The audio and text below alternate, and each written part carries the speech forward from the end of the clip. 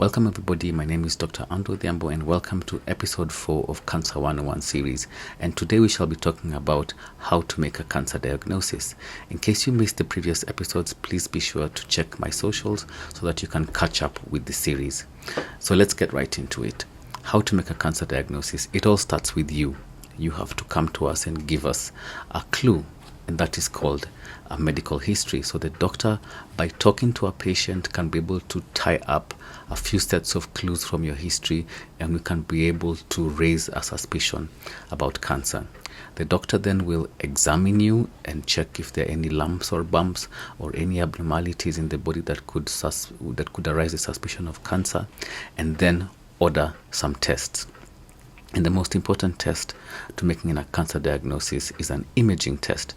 And this imaging test could either be an ultrasound, it could be a CT scan, it could be an MRI, it could be a PET scan. And these are all different types of scans which use different types of technology to look at our internal organs, especially those that we cannot see from the outside. Things like breast cancer, it's easy to palpate, an abnormal lump on the outside. But if you have like a cancer in the pancreas, we have to do some form of imaging test to see if there's an abnormal swelling inside the body. Once we have the imaging test, the next thing is to get a biopsy, biopsy, biopsy. So biopsy means the doctor, using special technology, can go into the body and get a small, tiny sample of the tumor and take it to the lab so that the pathologist can look at it and tell us if there are cancerous cells. And ultimately, that is the only way to be sure that you are making a correct diagnosis, because the pathologist will see the abnormal cells, will be able to tell us how aggressive the cancer is by looking at the cells, and then we can be able to understand a lot about your cancer. We can even do special tests on that specimen to know which type or which subtype or which category of cancer you have. We can do in-depth genetic analysis on these cancer cells to understand better how to treat you, and we call that precision oncology, and that is where the whole world is moving to now. Now, getting this biopsy sometimes can be difficult because the organs are deep inside the body. So we have to use either a CT scan to guide the needle to the right place.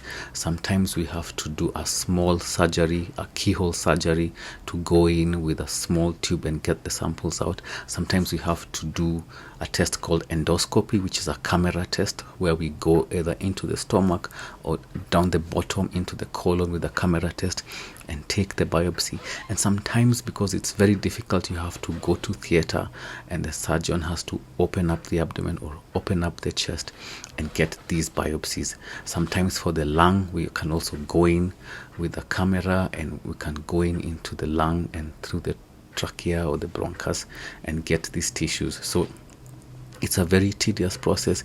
It is an expensive process, but we have to do this to get a correct diagnosis.